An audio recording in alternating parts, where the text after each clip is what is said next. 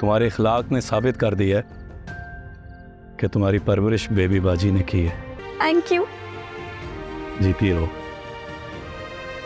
अपनी माँ को ये बात ना बताना। जिंदगी में ड्रामे करने पड़ते हैं तभी जिंदगी आगे चलती है।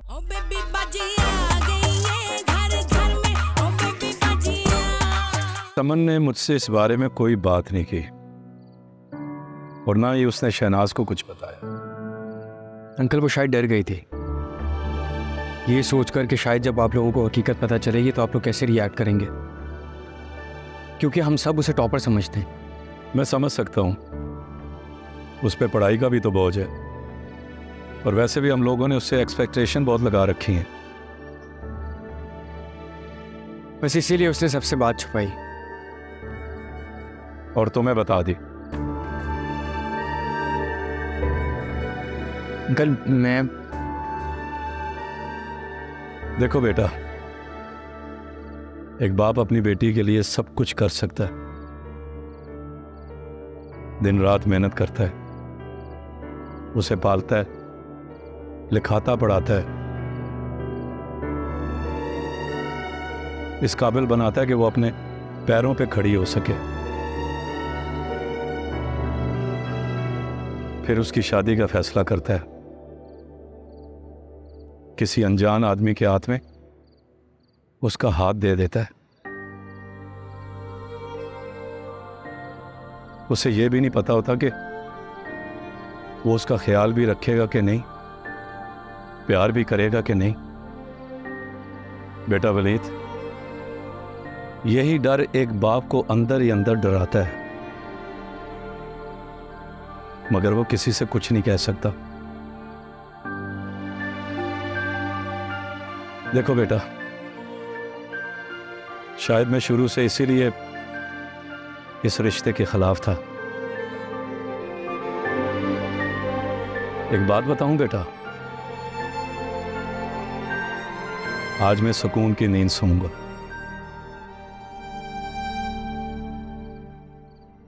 क्योंकि जिसके हाथ में मैंने अपनी बेटी का हाथ दिया है वो सिर्फ उसे प्यार ही नहीं करेगा, उसका ख्याल ही नहीं रखेगा, बल्कि उसकी गलतियों पे पर्दापोशी भी करेगा।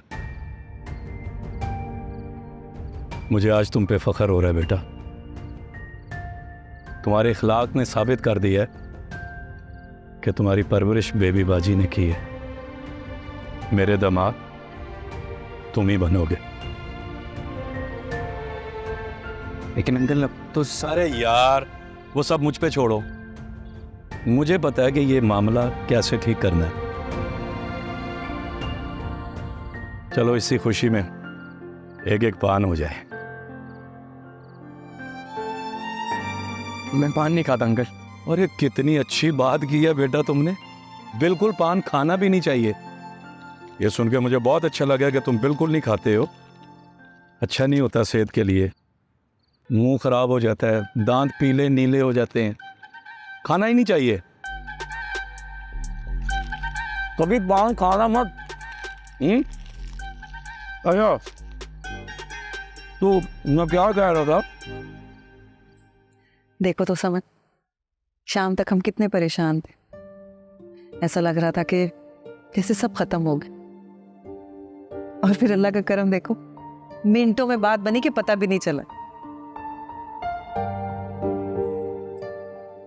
ऐसे सच बताऊं तो मेरे दिल पर बहुत बोझ था कि मेरी जिद की वजह से तुम्हारी खुशियां कुर्बान होने जा रही थी,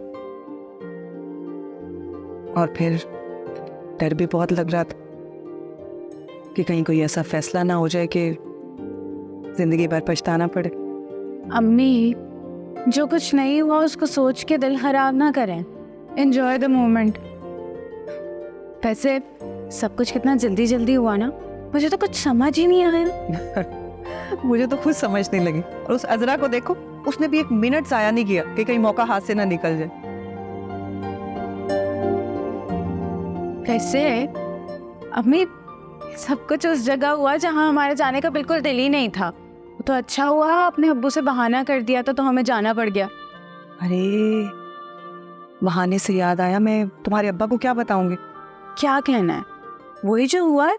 और वो तो पहले ही मुझसे बहुत खफा है। शहनाज, लोग खैर से आ गए। अच्छा तुम ऐसा करो, जाके ना उनसे खाने वाने का पूछो, सुबह सारी बात मैं उन्हें बता दूंगी। अम्मी मैं हाँ जाओ ना, जाओ जाओ बेटा, जाओ शाबाश।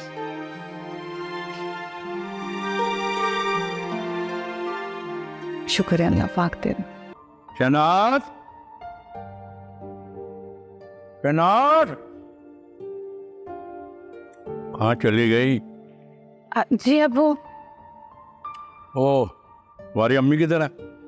वो मेरे कमरे में है। मैं आपके लिए खाना लगा दूं? खाने की जरूरत नहीं है अभी, तुम्हारी माँ से बात करनी थी। खैर है, बाद में कर लूँगा।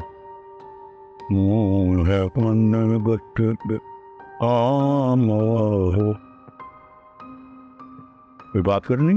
जी अबू, वो आपसे बात करनी थी। नो हम्म, नो।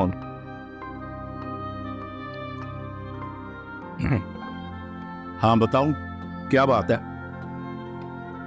वो अबू आप ना उन लोगों को मना कर दीजिएगा। किन लोगों को? वो जिन लोगों ने कल आना था। बेटा मैंने तो पहले ही मना कर दिया था।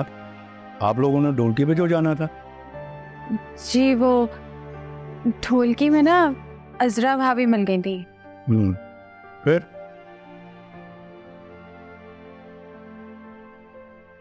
अब वो अबू अजरा भाभी और अम्मी की सुलह हो गई है। अच्छा अच्छा, सुलह हो गई? तुम्हारी अम्मी मान गई? जी चलो अच्छा हुआ।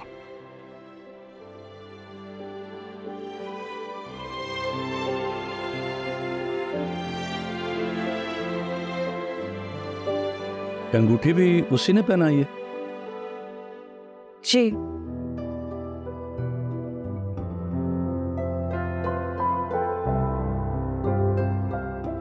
चलो अच्छी बात है,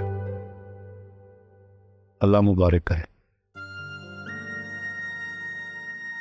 तो फिर आप उन लोगों को मना कर देंगे ना? अरे मैंने तो किसी को कहा ही नहीं, ये सब तुम्हारी अम्मी को लाइन पे लाने का तरीका था। हाँ, तो वो जो अम्मी लड़के की पिक्चर दिखा रही थी वो?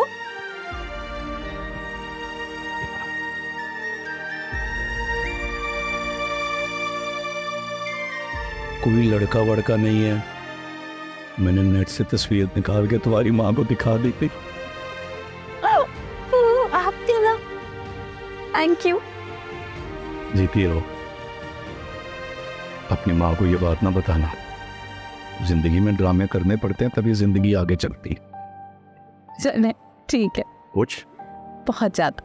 अब इसी खुशी में एक गिलास ठंडा पानी। बिल्कुल, पी ले।